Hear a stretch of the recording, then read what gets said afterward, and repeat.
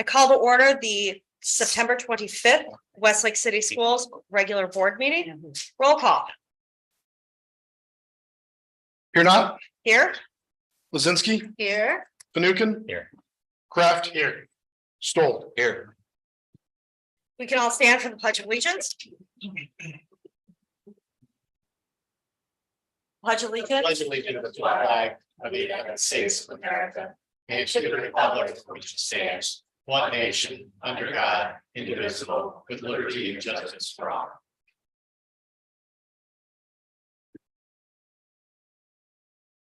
As always, we like to start our Board of Education meetings with reviewing our mission and vision statement.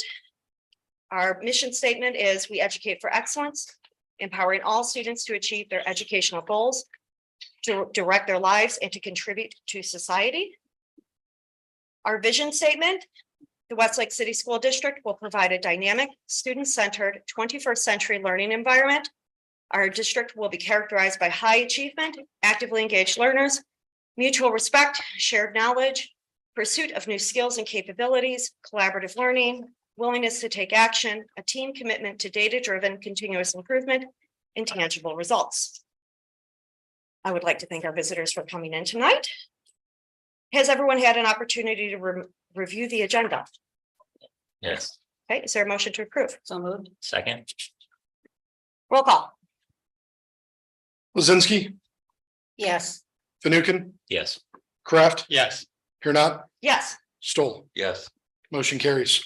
Okay. Next up is hearing of the public. Our Board of Education meetings are public meetings. This means to be a meeting. This means it is a meeting to be publicly conducting our business in front of the public. There are times the public may address the board during the periods of the meeting designated for public participation. We, the Board of Education, do not engage in public debate and especially do not have public discussion about individual student situations in this setting. Each person addressing the board shall give their name and address. If several people wish to speak, each person is allotted 3 minutes until the total time allotted is used. During that period, no person may speak twice until all who desire to speak may have had an opportunity to do so. Recognized speakers cannot transfer or delegate their speaking time to others. If a person wants to speak for longer than 3 minutes, at the end of the 3-minute period, the speaker needs to stop. If additional people wish to speak, they will be given the opportunity to speak. If no one else would like to speak, the original speaker may continue for an additional 3-minute period. Period of public participation may be extended by a vote of the majority of the board present and voting. Do we have anybody here who wishes to speak? No, it needs to be on agenda items, the first. We're just gonna go. My name is Dr. Joanne. Hold on a moment. Holiday. Well, we normally do have it be on agenda items. We're just gonna go ahead and let them speak. Okay. Thank you. Mr. Fanukin, are you ready for timing? I am not. You know, May I start? Just a moment. Mr. Fanukin, when you're ready, Yep. Okay. please. My name is Dr. Joanne Holiday. I live at West Preston Place in Westlake. I have 3 children, 2 daughters and a son who was diagnosed with autism, ADHD, and anxiety. As articulated before, my husband and I have hoped to send our son to Westlake City Schools, but not until all of this is resolved. This is the second time speaking in front of Westlake City School Board. In reference to the Westlake City Schools website, it states, as the governing body of the Westlake City School District, the Board of Education seeks to represent the best interests of the community as it works towards its mission of providing an excellent educational environment that meets the needs of all students. The board provides leadership by setting a district vision, establishing a management structure, providing accountability to the community, and advocating for families and students. With that being said, on Thursday, August 31st, 2023, we sent an email to all members of the Westlake City School Board. Liz Purnett, President, Joe Kraft, previous President, Barbara Lizinski, John Finucane, and Dr. Bob Stoll.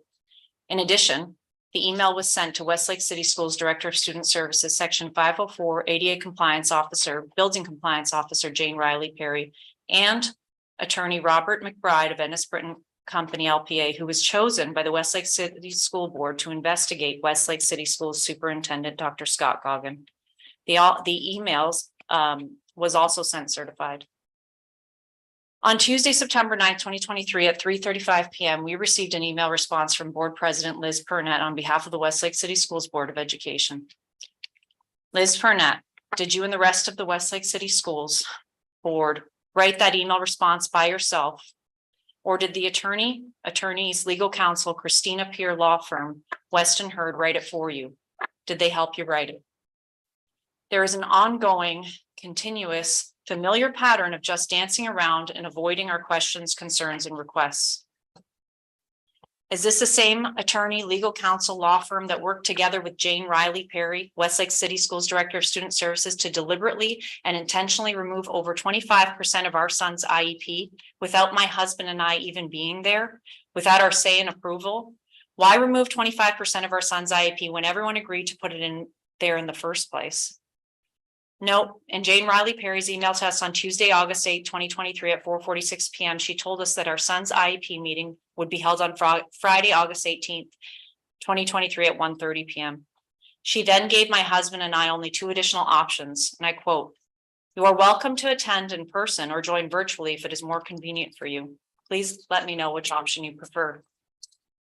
Unfortunately, my husband and I could not attend with the options given to us. The missing 25% of our son's IEP contained vital, important information, results, and data that were agreed and placed in our son's IEP for specific reasons by the initial IEP team. I'm sorry, but your 3 minutes are up at this moment. Is there anybody else present who wishes to speak?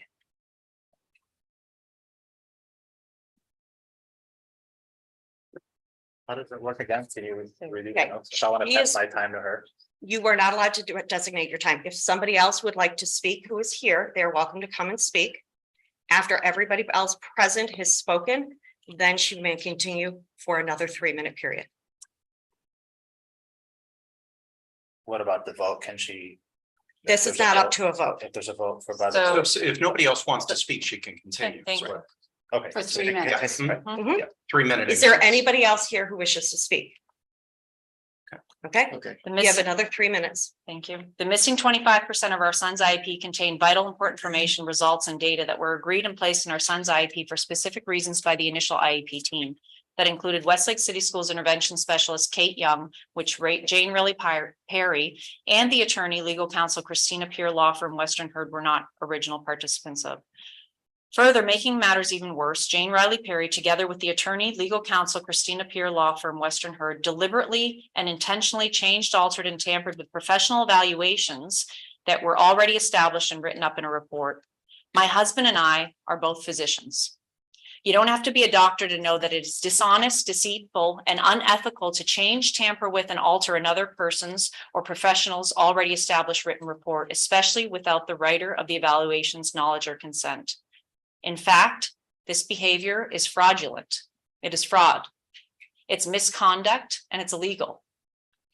On October 14th, 2022 at 8:15 a.m., Jane Riley Perry sent us an email stating, quote, "Regarding your question pertaining to legal counsel, whether the district is choosing to engage legal counsel is irrelevant to issues we are trying to resolve." Again, we disagree with the irrelevancy here. Removing over 25% of our son's IEP and altering already written evaluations of professionals is pretty relevant. How much more evidence does the Westlake City School Board of Education need? Do you want more proof?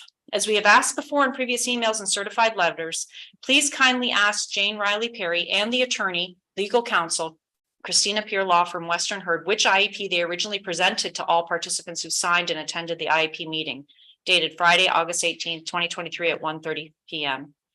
Was it Westlake City Schools Intervention Specialist Kate's 34-page IEP that was initially presented to all the IEP meeting participants? Or was it the changed and altered 24-page IEP that Jane Riley Perry and the attorney, legal counsel, Christina Peer Law Firm, Western Hurd pieced together that was presented? Again, please refer to the email we sent on Thursday, August 31st, 2023, in which, quote, "We asked to please kindly include and list in the PR1 prior written notice all changes, rewordings, modifications, removals, additions, new verbiages, rearranged locations, sections, etc. Also, please kindly put everything back in the way Westlake City Schools Intervention Specialist Kate Young put it in our son's IEP originally." Sadly, over 3 weeks ago, 3 weeks have passed and still Jane Riley Perry and the attorney, legal counsel Christina Peer Law Firm Western Herd has not sent us the PR1 notice with all the list of changes and alterations that made it to our son's IEP. But yet, in the Board of Education's email to us, Liz Purnett tells us that if you would like these questions or issues to be addressed, please contact Jane Riley Perry directly. Why hasn't Jane Riley Perry and the eternal legal counsel Christina Peer Law Firm Western Herd sent us the PR1 notice with a list of changes and alterations they made in our son's IEP meeting? 3 minutes. So in the previous board meeting that I spoke, That's 3 minutes. thank you, I appreciate Hold on a it. moment. I was allowed time and this seems like an I act of understand, but I need to follow procedure. Is there anybody else present who wishes to speak? Okay, can continue for another 3 minutes. Thank you. Asking again, as in our previous emails and certified letters, is this the same attorney, law firm, legal counsel that Superintendent Dr. Scott Goggin used in the investigation of Jane Riley Perry and head principal Gregory Plantner? That investigation was bogus and far from being impartial. It was designed to cover up and defend parties involved at the Westlake City Schools. We asked for an appeal, but were told that the investigation was no longer called an investigation, but now called a review, and that the board policy 2260.01 we referenced to make an appeal did not apply because, quote, this policy specifically applies to discrimination against an individual with a disability. Although your son is identified as an individual with a disability, you did not allege discrimination against Andre. Rather, you allege that you had been subject to bullying, harassment, and intimidation by Mr. Plantner and Mrs. Riley Perry, end quote. Again, we ask, was the request for legal counsel to be used only for the investigation review or before? And if before, what dates did legal counsel start being involved? And again, we asked, what was the exact date that the Westlake School District requested that our family file a formal complaint? Whose duty and responsibility was that? What board policies cover that? As for the investigation of Superintendent Scott Goggin, we did share our concerns and fears with Westlake Board of Education, as well as attorney Robert McBride of Ennis Britton Company, LPA. Specifically, in attorney Robert McBride's first paragraph in his bio, it says, quote, Bob has dedicated his practice to representing public school districts, end quote. Also, we were concerned with Ennis Britton Company's LPA's stance on FERPA, and you can find that in one of their podcasts. In our email on Thursday, August 31st, we asked attorney Robert McBride, the investigator, to please kindly take the time to review our 18-page letter, our emails and certified letters, the December 12th, 2022 board meeting, and the bogus impartial investigation. We also asked him to please review our FERPA records request that was initiated Wednesday, June 7th, 2023 at 11:48 a.m., as well as the proper policies and procedures so he can prudently see if policies and procedures truly have been broken. Again, our documentation is fact, organized, precise, consistent, and word for word. From there, it would be easy to discuss, explain, and make reference to. The problem here is that although Superintendent Dr. Scott Goggin acknowledged receipt of our FERPA records request for our son and that it would be processed accordingly, and that, quote, these records would be provided within the statutory time frame, end quote. Over 45 days have passed and we still have not received anything regarding our son's FERPA records request. FERPA law gives a time frame of 45 days. Why is the Westlake City Schools Superintendent Dr. Scott Goggin not following FERPA law and the Westlake City Schools Board policies and procedures? How many times do we have to ask for these FERPA records? It shouldn't be this hard. I have you pause for a moment. Is there anybody else who would like to come forward and speak? Okay. You may continue for another 3 minutes. Our FERPA records request was very detailed, precise, and specific, which included all circulating emails from all parties in the Westlake City School District that concerned and talked about our son and family. Please, we kindly ask again that our FERPA records request be fulfilled and included in attorney Robert McBride's investigation of Superintendent Dr. Scott Goggin. In conducting an investigation, shouldn't we all look at all the information available? Or do you not want to look at the information available? What is there to hide? As we've said before, we'll pay for all the photocopies. Again, how much more evidence do you need to prove that Westlake City Schools Director of Student Services, Section 504 ADA compliance officers, building compliance officers, administration, staff, principals, superintendent, and attorneys, legal counsel have broken policies and procedures? What's ironic is that we are essentially paying for the attorney legal counsel that Westlake City Schools are using to represent and defend themselves, yourselves, instead of looking after the best interest of our son with a disability. What's even more ironic is that on Friday, June 16th at 11:07 a.m., Superintendent Dr. Scott Goggins sent us an email CCing past and present board members, Joseph Kraft and Liz Purnett. And I quote, it read, "If you are represented by counsel and would like your attorney to communicate directly with the district's attorney in order to engage in productive dialogue on behalf of the family and district, we are open to that as well. Our legal counsel, Christina Peer, is with Western Herd and can be reached at 216-687-3372, end quote. So is the Superintendent Scott Goggin asking us to pay for another attorney to represent our son with autism, while Westlake City Schools uses an attorney legal counsel that we all pay for with our taxpayer monies to defend themselves because they violated their own policies and procedures, as well as bullying, harassing, intimidating, discriminating, and retaliating against our son? In our FERPA public records request, we've asked for the attorney bills, invoices, dates, meeting notes, attorney investigation notes, and dates as it has to do with our son's family. We still have not received it. Please provide and please include in the investigation of Superintendent Dr. Scott Goggin. Finally, looking at the participant section, our son's IEP meeting that occurred without us on Friday, August 18th, 2023 at 1:30 p.m., we see signatures of all the participants, except the signature of attorney Christina Peer, law firm Western Herd. Where is your attorney's signature? Did your attorney participate in the meeting or not? Again, what are you trying to hide? Thanks so much, and we look forward to your response.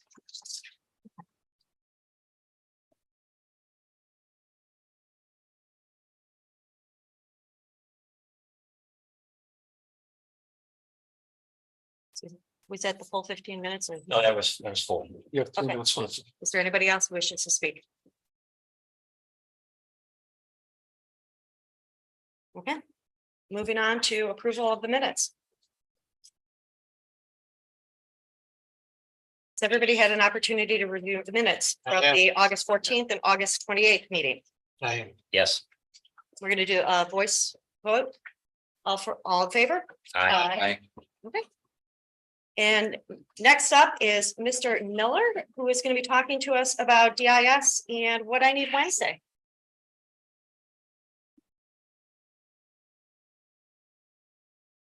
All right. All right, well, thank you. Happy to be here tonight to talk a little bit about DIS. I have just a quick building update, and then I'll jump into, I have a slideshow. I'm going to talk a little bit about some of the interventions and enrichments that we have in place at DIS. So off to a great start this year. Excited about the school year. Staff and students, it's been a great start. New furniture has been outstanding. Just coming into the classrooms, our staff getting into our classrooms for the first time kept talking about how clean everything looked, and the building was clean, but I think the classroom furniture, honestly, that new student furniture made such a huge difference. Our new serving line is up and running. It's been fantastic because it's allowed our kids to get their lunches more quickly, and has provided them with more time to eat. So that's been a welcome upgrade as well.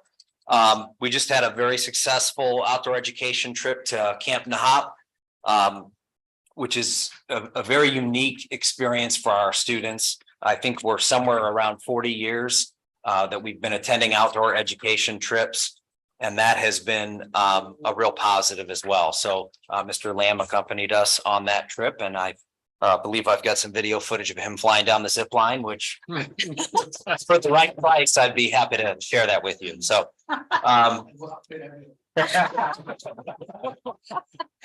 so that was a great time for us. We're excited about that. Our school store is up and running. We've got Dover Dough as a part of our PBIS system to incentivize positive behavior on the part of kids. And that's been great. And we've got a record number of positive office referrals to start the year out, which has been awesome. That's when a staff member sees a kid doing something great, refers them to the office, and we recognize them formally over the announcements and have some incentives for them as well. So we've been really excited about that. Last week on Friday, we had a unified sports event, which we hosted. 6 school districts came. Love that we have Reed Field right there behind the facility. And we were able to participate with that thanks to the work of Rob Pace and Val Pace, where our students with disabilities, along with typical peers, participate in interdistrict athletic competitions. And that was awesome. And then also we actually were awarded an award that I wanted to share with the board real quick.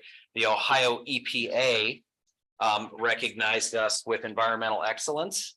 So we received this award at the beginning of this school year, which we're excited about. Just found out about this a couple weeks ago.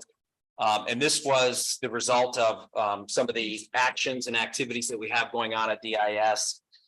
Just real quick, we've got an art teacher, a math teacher, a secretary, a science teacher, a title teacher, world language teacher, a special ed teacher, another language arts teacher, a science teacher, and our school counselor that were involved in helping us secure that award.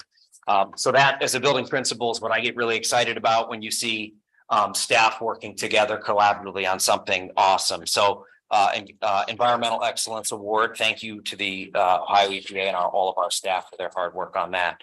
But what I wanted to dive into a little bit was our intervention enrichment period that we're about to kick off. We've been doing this for a few years now at DIS.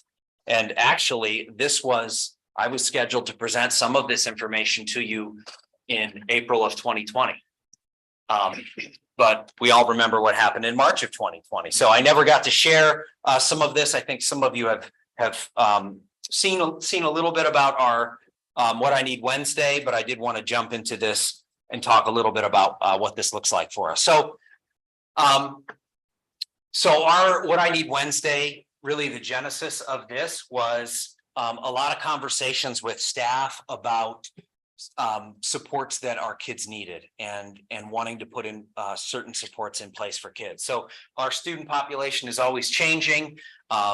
Social media and technology has a lot to do with that, but we see a lot of changes in our students, and we always want to adapt as a staff to provide the support that they need. So we were having a lot of conversations about, what this student could really use is a social skills group or some organizational supports and or other interventions. And there were things that we didn't have in place at the time. And so there's a lot of logistical hurdles when you look at providing supports for kids. Who's going to provide the intervention? When is that student going to be pulled? And so it's harder than it may seem to have that student available at the same time that staff member's available, or needs arise throughout the year. We want to make sure that we're able to flexibly meet the needs of students. So out of those discussions, our concept of What I Need Wednesday, this intervention enrichment period, was born. So we knew we needed a true no new instruction period, but to really maximize our staff's skill set and to maximize students' support, we needed to have no students scheduled in anything, thereby making every single staff member in the building available to help support kids. So that's really what we did. And basically what came out of that is a no new instruction period that I think is somewhat unique in the way that we're using it and some of the supports that we're offering, which I'll go into. So the way that this works is all of our staff is available in the building. Our traveling staff, we intentionally make sure that they're available Wednesday mornings to help us in this effort. And we reschedule students every week into the intervention or the enrichment that they need. All staff are working with kids, and I'll talk again about that in a minute. And this could be for enrichment. This could be for kids that need that extra push or an extra challenge, It could also be for intervention. Okay. And our goal with this really is each week we want to take a look at kids and we want to say, okay, what's their biggest need this week? What's the best support that they need? So it could be a student that is, we meet with the family, we find out, hey, they're doing all their schoolwork. They're getting all their schoolwork completed, but for some reason they're not making it to the teacher, right? They're not turning in their assignments. So we open their locker, about 15 trees fall out, and we realize they've saved everything from the whole school year. They're doing their work, they're not getting it turned in. So in talking with parents, we'll say, okay, so we'll get them in an organizational support. We'll get their locker cleaned out, their book bag cleaned out, get those missing assignments turned in. So that may be a kid's biggest need that week. The next week, they may be ready for some enrichment. So the other thing that it's allowed us to do is increase opportunities for kids. I'll give you some specific examples in a minute, but we now have supports in place, programming in place that we were never able to offer previously. I mentioned flexible activities. Things change, kids change, needs change. So we want to make sure that we don't have things set in stone. As we see a need, we may adjust a staff member's assignment to offer something totally new. So we've got a drone group. I'll show you some pictures in a little bit, but we've got some kids building and designing and flying drones. That's a new thing for us.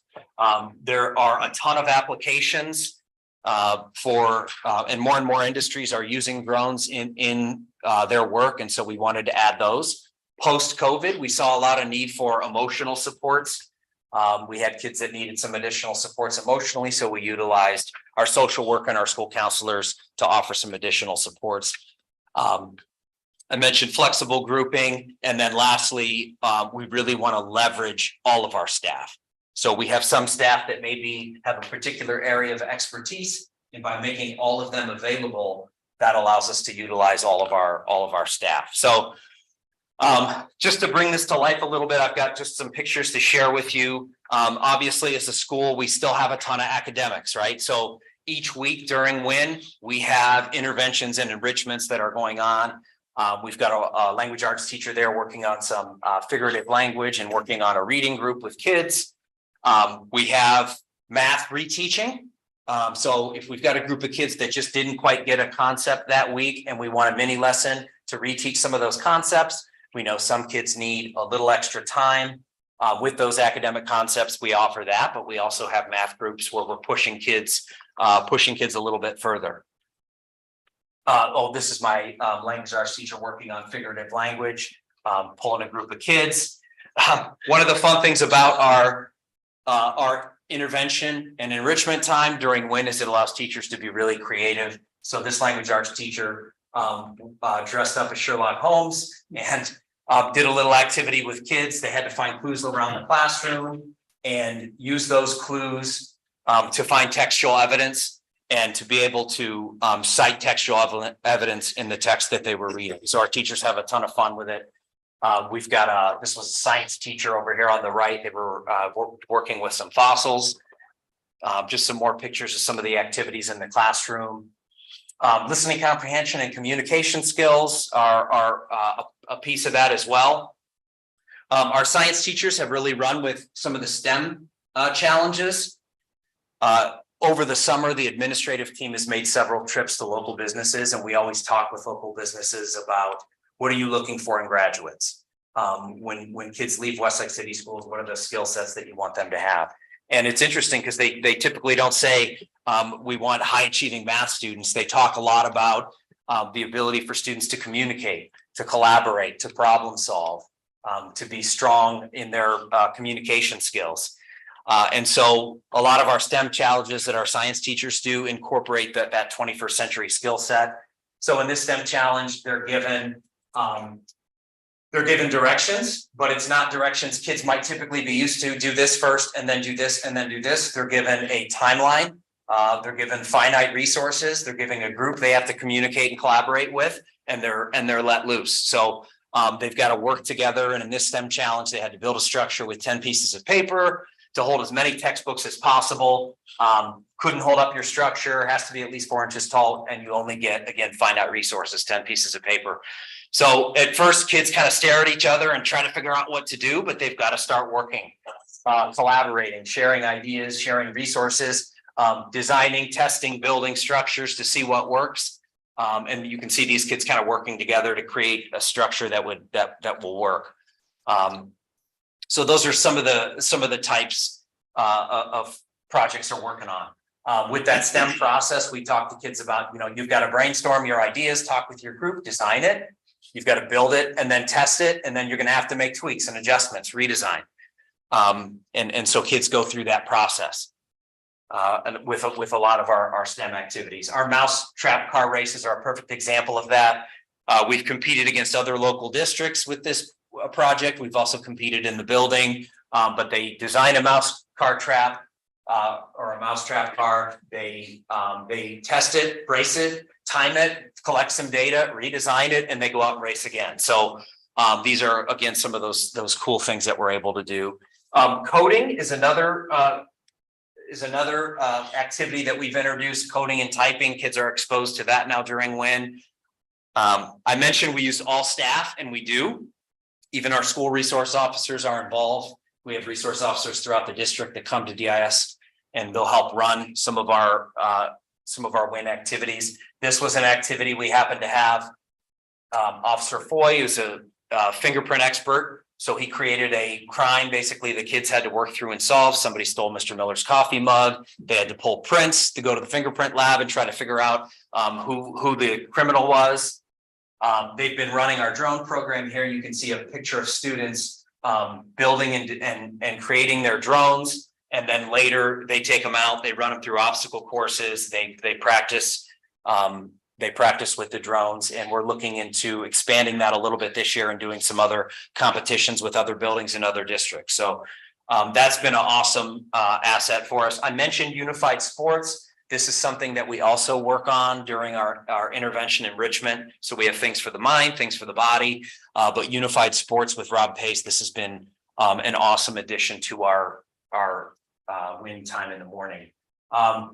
We work with our PTA on this. This is actually a former PTA president, Abby Samiti. She comes in and runs some yoga and some fitness classes during that time in the morning as well. So that's what you are seeing there. There's a ton of stuff that I haven't mentioned, but just some of the other activities. Social skills group. That's, like I said, that's been a big need we saw after kids being virtual and home for so long. That was one of the groups that we found a serious need for. Friendship groups, managing loss. We had again, I talked about flexible activities. I think it was last year, we had an unusually high number of kids that had gone through or were going through a divorce at home. We communicate with parents and get permission before we put them in these groups. But we had a managing loss group with a bunch of kids whose parents were going through a divorce, and we had a girl that was participating in that group. And she was like, I had no idea there were other kids that were going through the same thing as me. So that was a kind of a unique group that popped up due to student need. Again, we want this all driven by student need, but that was a real positive for us. And so these are just, again, some other examples of some things that we've run, interventions, enrichments based on student need. Reluctant readers, that was a group where we had kids that really, they were the ones that said, oh, I don't like reading. I can't find a book I like. So we worked really hard with those kids to find out what their interests were, get them connected with a book. Social thinking is a program that works on decision making and those types of things, just helping kids make good decisions socially. So again, those are just a few examples. It's always evolving, but we have found that it's been with kids coming to us with a variety of different needs, and with those needs always changing, even as the school year goes on, we have found that it's been a benefit and something that has been helpful to kids, and something that ensures that we're providing kids with what they need each and every week. So yeah, with that, that's all I have. I'm happy to answer any questions or. WIN started when? I think it started around 2020. Gotcha. Around the time I was gonna, that may have been the first year that we did it. Right. We started like just before COVID hit. Yeah. Um, I remember you sharing it at the time, and what a wonderful program and what a super job you're doing. I wanted to ask you, I know Dr. Goggin invited a number of board members to the larger unified sports event that you held. Could you tell us a little bit more about that? Yeah, so unified sports has been something we've been doing for the past 2 years, and this is something that our physical education teacher, Mr. Pace, and his wife Val Pace, school psychologist, feel real passionately about. And the timing has worked out well because we actually have multiple self-contained units at DIS now. Due to student enrollment, we expanded from 1 to 2. Bernison did the same thing, and so this has been. Basically, our students, along with typical peers, are participating in athletic competitions and sports and fitness events, competing against other districts. So it's been, like I said, the last 2 years. Last Friday was the first time that we have hosted a DIS. I know we had an event last year at the high school, but that's been incredibly positive feedback all around. Our students love participating in it, both our students with disabilities and the typical peers. Our teachers, our special ed teachers love it. And last Friday, we were able to get some classes outside to go and actually watch the event and cheer on their classmates. So that was it's been an awesome experience, and it's something we're looking forward to continuing to support because I think, everybody benefits. So. Thank you. That's very impressive. And when you made reference to the locker, I had a flashback to at the end of the school year, occasionally, so we finally got a little bit more involved with our daughter. She would bring home contents, and there would be assignments that were missing. They were done. Yeah, did the work. Yep. But after the time period ended, she was nervous about turning them in. Mm-hmm. And we worked through that over the years, but that's great to hear that it's little things like that where the kids just need a little bit more of a help. Yeah. So that's great to hear. Yeah. Thank you. It's great to hear about how the evolution of WIN and where it started. Because I want to say Claire, I remember she had part of that until the shutdown. And then just seeing, especially responding to the needs of students currently, and especially last year with the divorce group for supporting students. That's really great to hear about that. And I have to say, Mr. Kraft, you stopped in at Unified Sports on Friday? I did not. You did, okay. I stopped in. It was great to see all the kids running around and seeing the high school had a number of senior football players out there helping out also, and even ran into the mascot, and just seeing all of the different student groups coming out to cheer on players. And you had a beautiful day. Yeah, well, weather turned out perfect. We had Kona ice there as well, but it's awesome. It's awesome to see. Yeah. Everyone that's involved or gets to witness it has just been overwhelmingly positive. So yeah, we love it. You may recall the observation that many had when students returned last fall. And if you were to compare last fall, say, to this fall, what are your observations? Yeah, I think each year has felt a little bit closer to normal. And so that's the comment I've heard from a lot of our teachers this year is this feels like an actual normal school year. And so the further in our rear view we put the virtual and hybrid instruction and not having kids in school, Sure. It's been better. And I think, there's obviously that academic piece that it's hard to accomplish that when kids are virtual and or hybrid. And this, obviously we experience this throughout the country, but there's a lot of learning that takes place that has nothing to do with reading, writing, and arithmetic. Right. That goes on every day behind the walls of the school. And so getting kids back in that consistent routine, and we're seeing, I think, the fruits of that for sure. It's made a big difference. When Mrs. Lizinski and I were touring, I think the comment was made as students aren't jumping and slapping the door frame like they used to. Yeah. I mean, social emotional needs were up, behavior was up. I mean, it was a challenge, but this is one of the vehicles that we use to kind of help us make sure that, we were addressing the things that were going on in the building. So. And I think it's great that you've been able to carve out a little bit of time for the kids to do something fun, because what I remember when the state came down with all the, you need to do this, that a lot of the fun things went out of the day. And I think sometimes, sad to say, but I think that's what the kids might remember the most about, their school year, are those fun things like the drones and the yoga and everything. So it's good that you've been able to do that. Yeah, thank you. Any other questions? Thank you for taking the time Thank and you. being here tonight. Absolutely. Great job.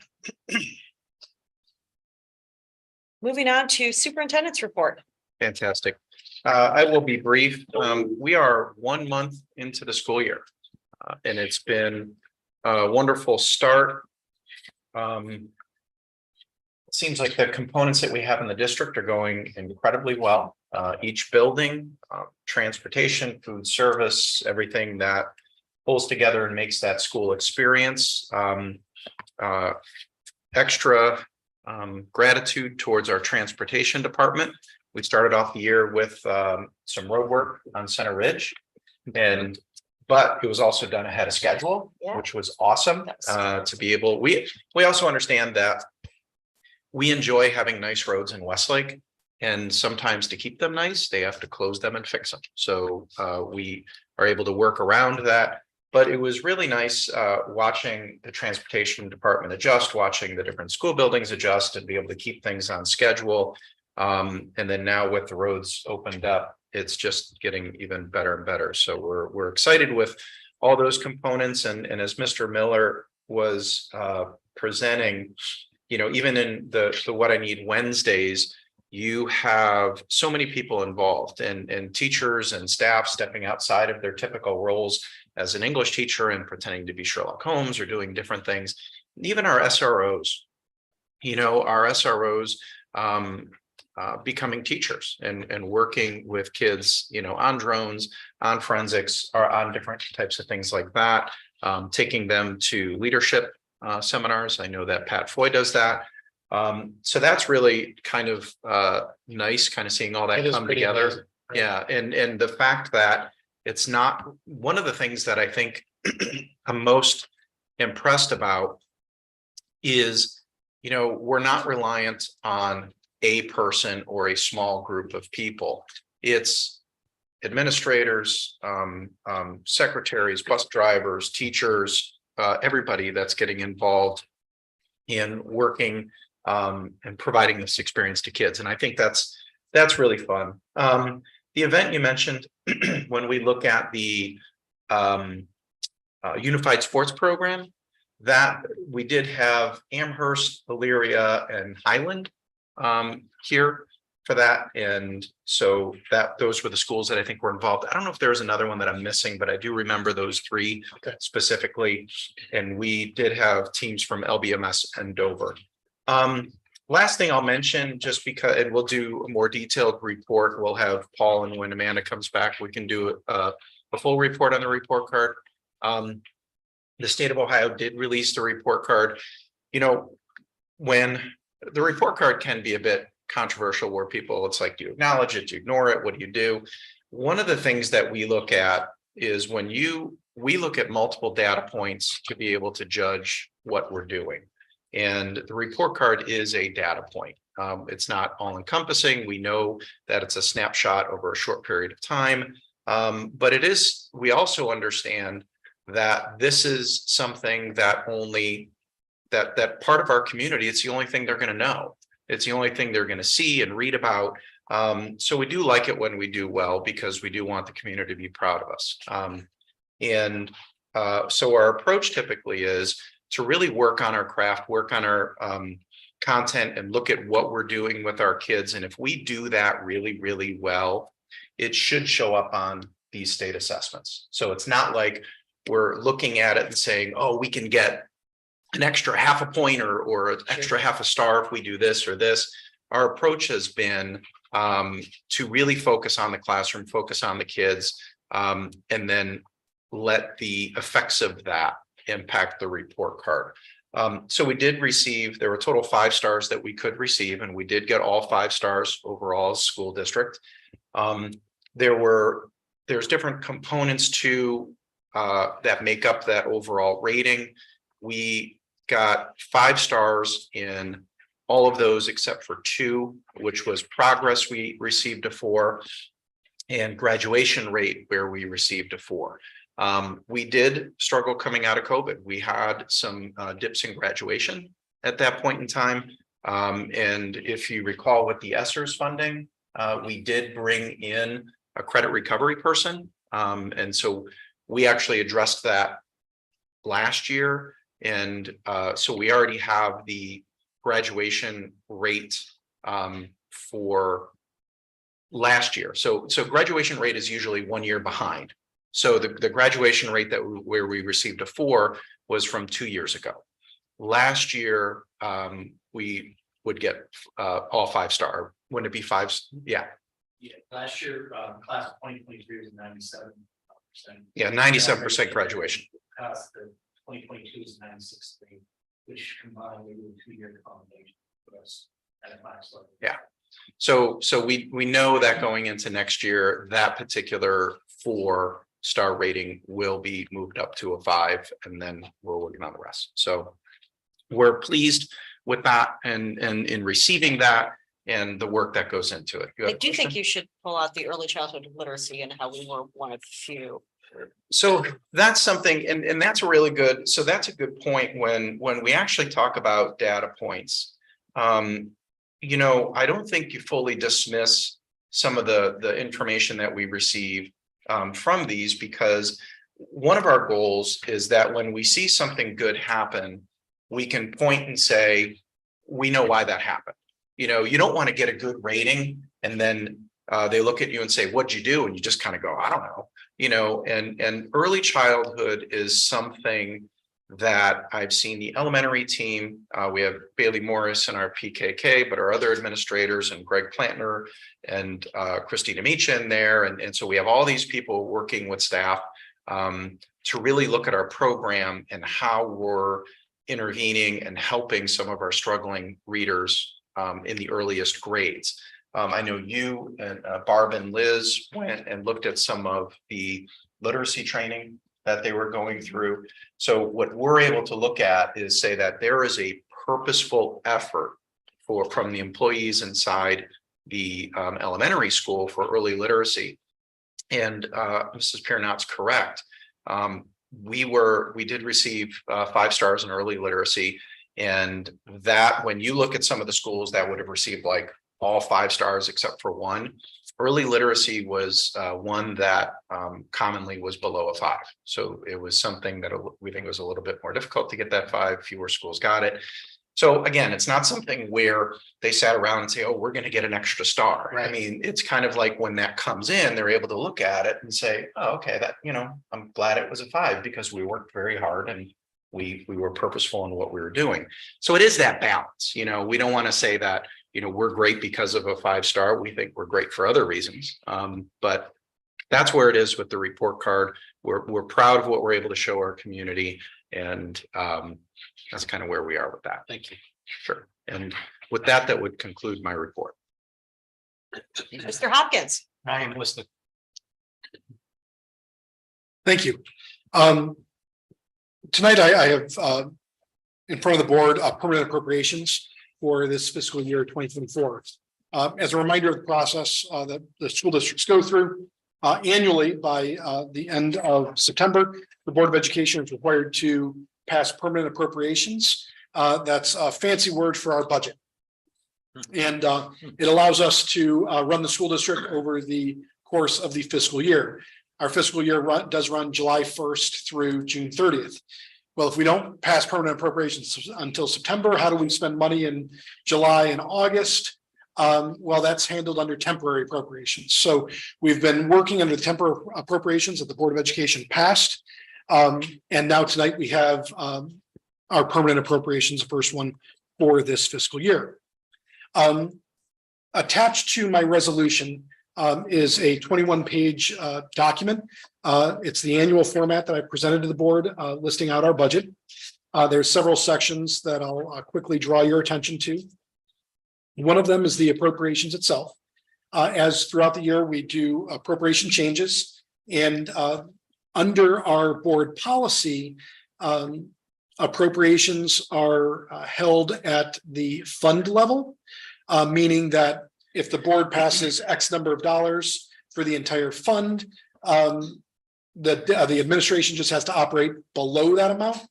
I like to present it to the board for general fund purposes in both the fund, the general fund function and object level as well. So you see a little bit more detail. So you can see that we're not just spending, X number of dollars, we're spending this much in instruction, this much in instructional salaries, instructional benefits, and so on. When it comes down to it, we look at the end of last school year. And at the end of last fiscal year, we spent $58.47 million. That did include a sizable amount of advances and transfers. So when I removed that, our overall spending, not including advances and transfers, was $55.248 million. So $55.25 million. This year, I'm asking the Board of Education for appropriations, our initial permanent appropriations of $58,735,289.54. This does not include any transfers or advances. The main reason I do not project transfers and advances is, one, I honestly don't know what we'll ultimately do. We have some that we know of, but the big ones we don't necessarily know. But the other piece is the appropriations allow the district to operate. For transfers and advances, I, by law, have to come back to the board for separate authorization. So I don't include it in appropriations because you'll appropriate it when you tell me that it's okay to move that money. All in all, the 58 going from 55.25 million to 58.7 million is a overall increase of just under 6% on our budget. That is made up primarily through 4% increase in salaries and a 10% increase in overall benefits. Now, we know, I reported at a couple meetings ago, our health insurance rate went up by 13%. But remember, when we look at benefits, that's not just health insurance. Our overall benefits include required retirement payments. It includes life insurance. It includes Medicare that's required by federal government. We have a number of pieces that fall into that benefits. So when increases that are salary tied are taken into consideration, and the increase with the health insurance, we're seeing an overall increase in fringe benefits of 10%. Now, honestly, out of that 58.7 million, roughly $49 to $50 million is salary and benefits. Again, and I try to repeat over and over again, we do not make widgets here. We are not producing tangible products that will be sold. We are not have physical raw materials that we're buying, items coming in, or physical inventory coming in. We are a people business. We are educating students, and in order to educate students, we need to hire staff to do so. Furthermore, we have to pay wonderful staff who transport them to the building, who provide lunch for them, who get them through classes, who help them, students with specific special needs. We have all kinds of staff that we have throughout the district in order to provide that education. And that's why we spend so heavily in salary and benefits. We are that people business. The remaining roughly $9 million is what I have considered our discretionary funds.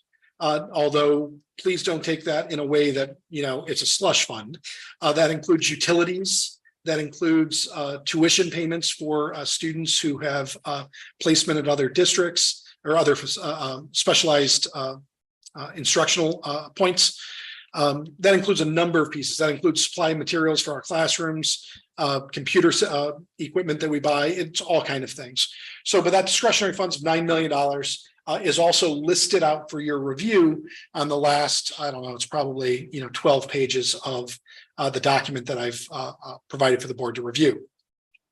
As we look at that 58 million, it is slightly below what I had originally anticipated back in May when we did our 5-year forecast. So we're within our forecast still. And to be honest with you, we'll kind of, really zone in on things later in the year. On page 10 of the document, it does have kind of a summary of how we've spent and year-over-year increases and percentage increases. I will say when we see like decreases across those 400, 500, and 600 levels, which again are those discretionary funds, that's not necessarily, an example would be we're showing a increase in purchase services, but a decrease in supplies and materials. The reason that kind of plays out that way is we allow our budget managers to place money where they see it's going to be. And we also allow them throughout the year with approval of the superintendent to move from account to account. So they might initially say, Jane Perry's in here with us tonight, and she'll may initially budget for, I have a student coming in and I have a purchase service because I need to have specific instruction for this student at another location.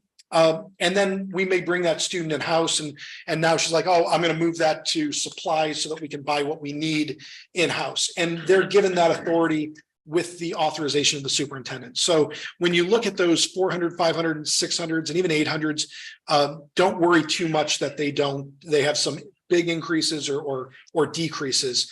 A lot of that will work out throughout the year as we move money around. Specifically going back to the 800 level, 800 level is mostly, it will have memberships in there, but a lot of it, the majority of that money is the cost of the district in collecting taxes.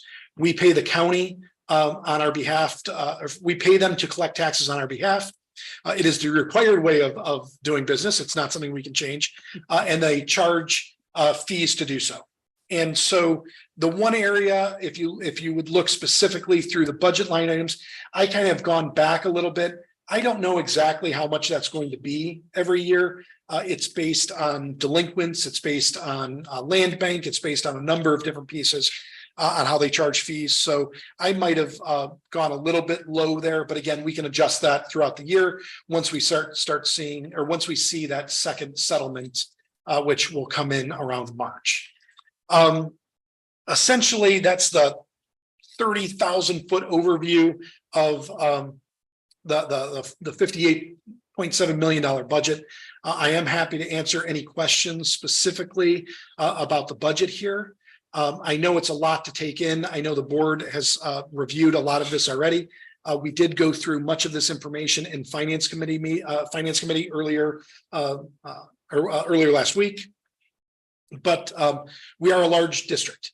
And so when we look at it, we're $58 million in general fund. We appropriate another roughly $30 million in other funds, but we don't spend all of that.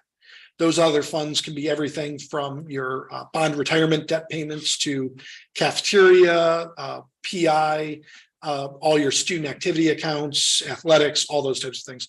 We don't spend $30 million. I generally tell people we're somewhere around a $75 million business as we operate. But before you do have appropriations, which have general fund at 58 million. And then I believe all funds, I might have it in front of me here quickly, is 87 million, but Yes. let me just tell, is it? Yeah, 87.3 million roughly. So I am asking the board for those passing appropriations tonight. Mr. Hoffman, could you give us just a little more background on on the debt service? Yep. I know you summarized it as basically just under 30 million, but the biggest things in there, obviously, you can just kind of hit on. And just for my clarification as well, can you explain what the Rotary Fund is? For some reason, Yeah, so I don't remember that. well, so it's not Rotary from the example of the Rotary community organization. Rotary 011 is specifically our Project Link program. Okay, A lot of this comes out of the legal terms of what these funds are called, sure. as laid out by the Auditor of State Office. But for us, that 011 is specific to Project Link. I will go briefly, you had mentioned bond retirement. Bond retirement, we have roughly $6 to $7 million annually that we pay in debt service as currently scheduled. We do keep a balance in bond retirement. And, it's good to talk about. The reason that we keep a balance on it is we typically collect slightly higher than we need on an annual basis because we do not want to be short on our debt payments. So our bonds that we've issued are referred to as a general obligation unlimited tax debt. And so if we can't cover it with the money coming in through taxes that are collected specifically for the bonds, we would still have to pay, and we would pay out of general fund. So to protect that, we've built a little bit of a cushion in there. Now, at the end of the day, as we work to pay off our bonds long term, we never can collect more than we need to pay it off in totality. So that balance gets run down over time as we pay off the debt. And ultimately, if we have a balance when the last payment's due, we just don't collect taxes for that piece that we would not need it for. So we do create a cushion. There's been some talk among treasurers. I think auditors have started looking a little bit more specific on how much you're carrying and stuff. But right now, I think we finished last year with a balance in bond retirement of $7 or $8 million. So we carry a cushion by all means, but it is to protect general fund. And again, we can't transfer it anywhere else. It will always be used for debt service. Are those funds able to be invested? So the way that bond retirement works under the law is, yes, it is can be invested. It is invested, Yeah. and by law, that money has to go into general fund. Right. Oh, So okay. yeah, it does not. So the Go in. interim investments actually gets credited back to general fund. That's what I thought. Thank you. Any other questions I can answer about the budget? If there's not, yes, ma'am. Well, I don't know if it pertains to this, but I was just wondering about the diving pool at the rec. Are you in negotiations for that, or because?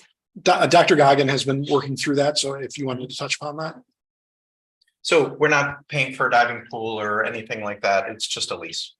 So we're going to lease the pool for the practices, events, 2.5 hours a day, X amount of events, Okay, and do that sort of and thing. what's the cost to us? 10,000. It's 10,000. It's the same as that, Yeah, okay. they didn't raise it or anything, Okay. but and it's comparable to what other schools are paying for that. And I know, and I just want to point out again, I know we tie it to the diving well. Okay, because they did add the diving well, and they said here, if you do the 25-year agreement, we'll build the diving well into the project. But the 25-year lease that expires here at the end of this month was originally intended as solely a lease of use of the property. I mean, the language in there is just, it was, again, as Dr. Goggin said, this many practices, this many events. This is what your rights are for that $10,000. This is the rights of the owner of the property. In fact, other than the fact that it says that there's a pool and a diving well, it never references the diving well in the lease agreement. And I think the other, and because even as we went through the previous documents, there are things that we like in there that we want to see in the current one as well. It's rare that a high school has a Right. No, it happens, but it is rare. Yeah. And especially having a competitive pool in their building with a diving well. That's not typical. It's rare and far more than $10,000 a year. Annual cost. Right. That's a little Right. Maria still have theirs? I don't have any Oh. idea. I'm not sure. I know They had one way back in the 60s in the day. in the day, yeah. we have a fantastic business manager here who has experience with running a pool at another district. So yeah, it's. No, I'm glad we you don't know, have our own. No, it's a, we are fortunate to be able to use the city pool and have that a partnership with the city. Anything else before I go into my recommendations? Thank you to you and your staff for all the time, putting the budget together takes a fair amount of time. Really, I appreciate that, but I will say, the thanks should be given to our administrative staff. Mine is relatively easy, but I do send out a bunch of spreadsheets to each of our budget managers, building principals, administrators, central office administrators. They're the ones who really do the work in assessing their needs and building their budgets that they return back to me. So I appreciate their work. Moving on to my resolutions, I have 7 resolutions I'm asking for the board to consider tonight. The first one is permanent appropriations. I believe we discussed that. The second is to return advances. These are all of the advances that were done on June 30th at the end of the fiscal year. As a reminder, we're not allowed to end the fiscal year in of any fund level in the negative. So we did a number of these advances. We are asking for the money to be returned now. In cases of the Educational Foundation grant, they have provided us reimbursement already. So I actually have the cash sitting there. On our federal funds, this week we're filing our FERs, our final expenditure reports for our grants. So we expect to get reimbursement for all of those here in the next few weeks. So we're just moving that money back, and some of these accounts will go in the negative temporarily as we wait for that reimbursement, but other ones have cash on hand. Moving to C. C is I am asking the Board of Education to increase the amount of contingency that we have for our baseball softball project. This would be adding an additional $150,000 specifically to maintain our time frame and to make sure we end up with a finished product that the district is looking for. So I am asking for your consideration on that tonight. D, I have as some then and nows. Please let me know if you have questions. E, we have student activity purpose statements and budgets. We did the majority of them earlier this fiscal year, but we've got some ones that are still coming through. F, we have a authorization or resolution to allow the district to use the Ohio Schools Council to bid 2, I won't say school buses, but 2 school vehicles. So we are asking for, currently we run a number of minivans. And so the minivans are going to be 2 rows plus your front driver's seat and passenger seat. We are working with Adam House and Mr. Kosovar. They feel the needs that we have would be best served by going to the transit style vans. You might see Ford Transit or Dodge ProMaster makes one. Yeah. Kind of the old conversion vans, if you bear with me for my old age. But the new Sire transit vans, and the benefit of that is it actually gives you 3 rows. So, sometimes it's best to have students a little more separated and each have 1 in each row. This would give more flexibility than a minivan would, allowing in those cases where we can only have 1 student in a row, having 3 students in that vehicle instead of just 2 like we do with minivan. So we are asking that we would bid for 2 10-passenger vans. Again, this does not tie the board into purchasing anything. We would come back and ask the board for authorization if we decide to purchase, but where this allows us to bid with Ohio Schools Council. And then the last piece I have on here is an agreement for a beverage provider. Currently and for the past, that I can remember at least, and I think a little longer than I've been here, 12 years. So the past 12 years we've been with Coca-Cola.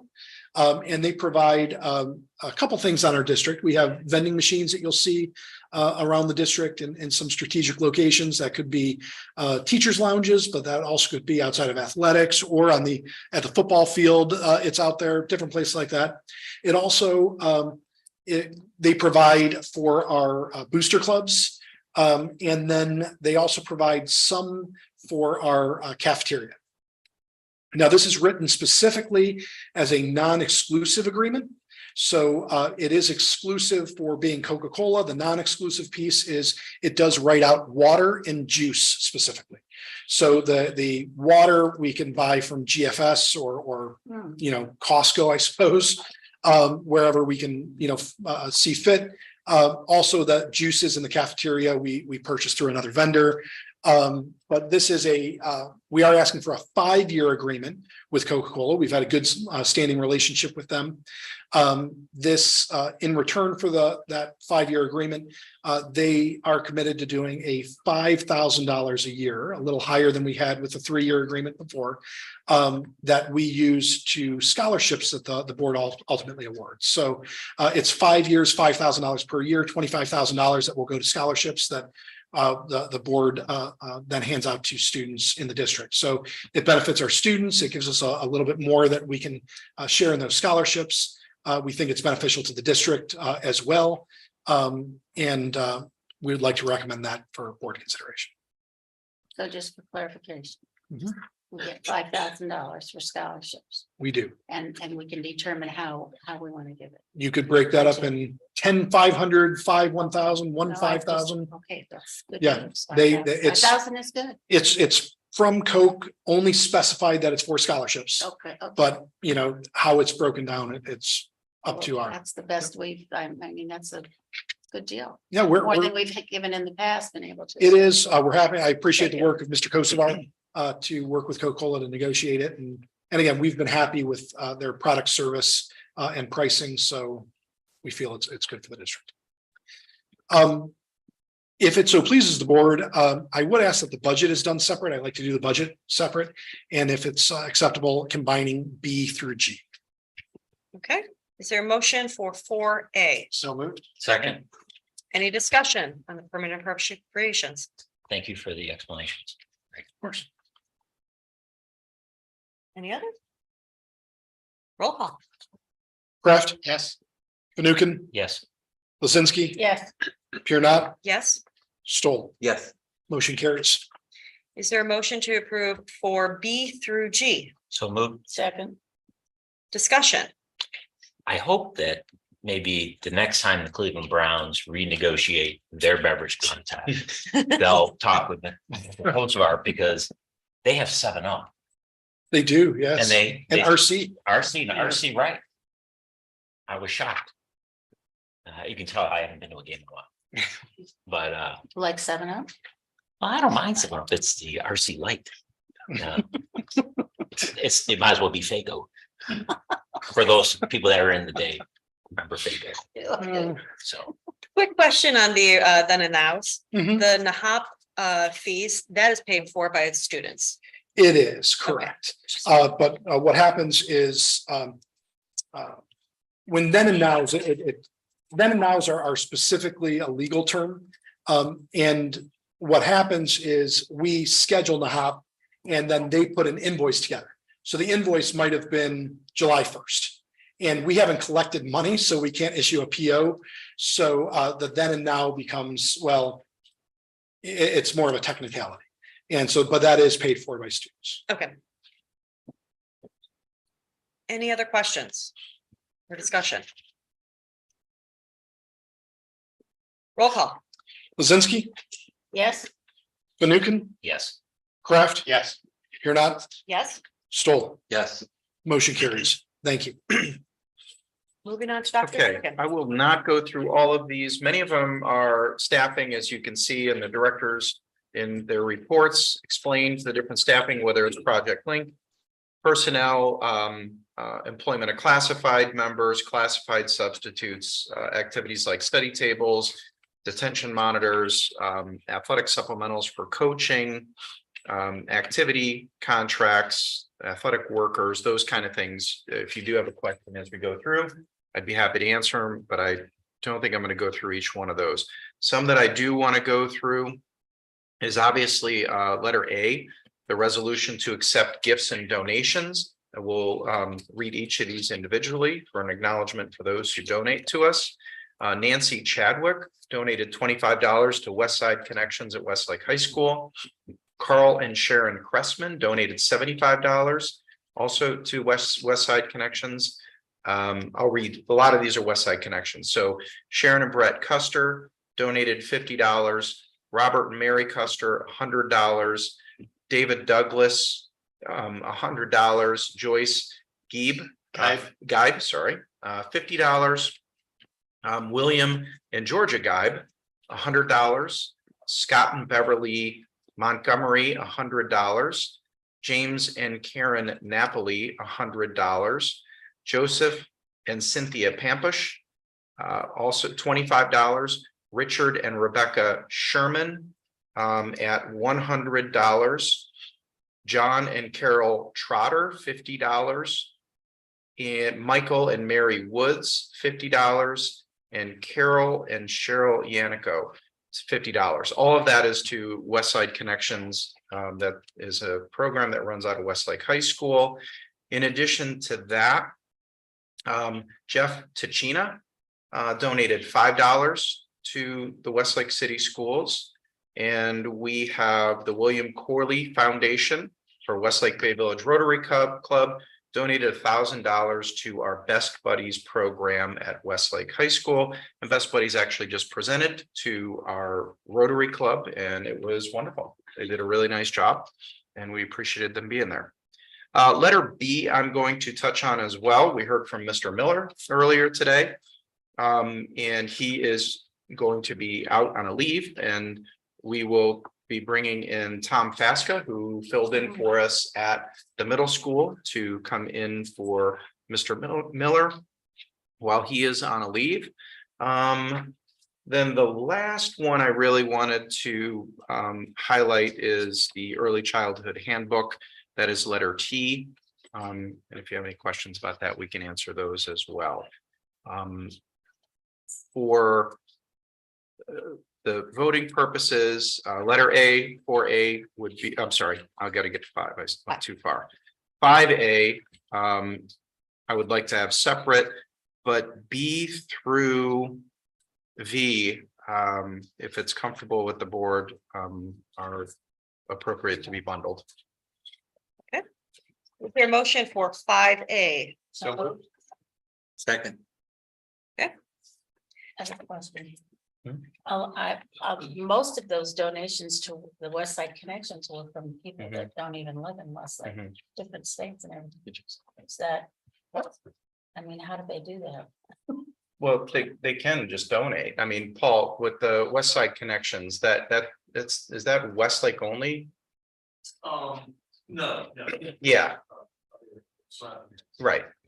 So we'll get them because you'll have people attending there that are not necessarily Westlake. So you'll get a more varied donation group. Okay, I mean, it's wonderful, but when they live out of state, that's. Could be a relative that participates in it, that they're Former alumni. could be. Yeah. And to your point, thank you also to the Westlake Bay Village Rotary Club. We did have a fantastic presentation by 2 of our students, Carrie and Matthew, and also Tabitha Divine presented at Rotary. Always great to see them and hear from them. Wow, they had the Rotary Club engaged for an hour. We really didn't want the meeting to end. It was really super. Fantastic. Thank you again to everyone for their donations. Any other comments? Roll call. Kraft, Yes. Stoll, Yes. Fanukin, Yes. Lizinski, Yes, here not, Yes. motion carries. Is there a motion for 5B through V? So moved. second, Discussion? We have on here a resolution to approve volunteers. And these are people who've been involved with Science Olympiad and NAHOP. And just to clarify, they all did go through background checks. Correct. There's one on this list I'm a little worried about who's in the room, so. Yeah, mostly it was just to clarify for those who are looking through it. Any other discussion? Roll call. Kraft, Yes. Lizinski, yes, Fanukin, Yes. here not, Yes. Stoll, Yes. motion carries. And now we are moving into our next hearing of the public. Okay, well, let's go ahead and move on into board comments. I wanted to bring up, we've got a potential board meeting with Rocky River, the joint meeting, which is October 3rd, which is a Tuesday evening. And we also have one scheduled for Monday, a work session, Monday, October 9th. The question to the board is, will we do both of those? Will the one in Rocky River, the joint meeting, replace the one on October 9th? What's the thoughts and decision? Right now, I'm thinking we might need to keep that October 9th work session. Okay, We also do have some more chapters of the book that we're trying to kind of keep moving through. I would like to keep that on the schedule and then go ahead and add October 3rd as a we did it as a regular meeting, correct? No, it'd be a work session. Work session? Yeah. Okay, so we'd have both of them. we would have both, Okay, and then we would have the one at the end of the month. got it. So last year, it was good because they presented all the legislation that's going on. Is that, and I know that they did say who the presenters were, but is that intended to be also this year? Correct. Yes. Okay, Yeah. good. Any other discussion points? I sat in on the Westlake Council of PTA's meeting. If any of our board members need the link for joining PTA, please let me know and I can send it out to you. We do have that Great Lakes conference meeting coming up. Reminder, that week is kind of busy. With Thursday night, we have the Alumni Hall of Fame dinner. Some of you are able to attend, which would be great. And then Friday night is the homecoming parade. I believe it's starting a little bit earlier this year at 5:30. I just saw an email on. I'd have to look. I was gonna follow up on that. And we do have the fire truck again. Great. And we Um, have candy yes. already. Gobs of candy. I think we're good. Something I wanted to ask if people would like to participate in, last year Westlake Elementary School added a trunk or treat where they had family and staff members participate in. Would we as a board or administration like to do a trunk or treat on Thursday, October 26th? Little children in Halloween costumes. How can we not say yes? So you're saying to participate in an event that's already set up and we would show? Correct. All we have to do is hand out candy and decorate a That car. sounds super. Can I follow your lead on that? Yes, you can. I would be happy to take the lead on that. I don't know if anybody else would like to participate. And I know you had an update, Dr. Goggin, about how the new substitutes, the building subs at the Westlake Elementary School that Mr. Maver instituted this year. If we could have a small presentation on that at EWITS, an upcoming meeting Sure. sometime. Sounds good. Do we Venmo, who do we Venmo the money for the Hall of Fame dinner to? We'll figure it out. I'll send out a Did you text. okay, We're gonna do a table. I think we've got one more spot if there's somebody. Okay. I think there is somebody interested in Okay. taking that spot. I had someone ask me about that. Okay, okay. I'll Let me take know. the lead on that and send out. a memo. And again, at River, with a combined meeting, it'll be legislative Mhm. for the most part. And as far as specifics, I don't think there's any legislation. I know there's an awful lot to talk about as far as seatbelts go. Do you have any idea if that will be brought up? I don't believe that will be brought up. Yeah, thank you. No. Any other board comments? Any other board items? I would like to make a motion to amend the agenda to add an executive session to discuss matters required to be kept confidential by federal law or rules or state in statutes. So moved. Second, Discussion? Give me 1 second. I think Okay. you made the I motion made to a amend. motion. Yes, So this is to amend, so there would be. an executive session, Yours is a motion. Who would like to second that? Mr. Kraft? if you Mr. want? Crafts. Okay. So this would be a motion to amend the agenda. We're just voting on amending, Right. to add a Executive executive session. Correct. All right. Would you like me to call roll? Yeah, any discussion? Roll call. Here not? Yes, Kraft, Yes. Fanukin, yes. Lizinski, Yes, Stoll. Yes, I'd like to make a motion to adjourn to executive session to discuss matters required to be kept confidential and by federal law or rules or state statutes. So second, Again, she made the motion. So second.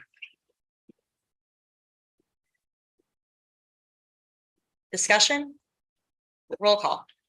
to enter into executive session at 7:24 PM. Here not? Yes, Kraft, Yes. Fanukin, Yes. Lizinski, yes. Stoll. yes. Motion carries. You are in executive session. We will not conduct business when we return.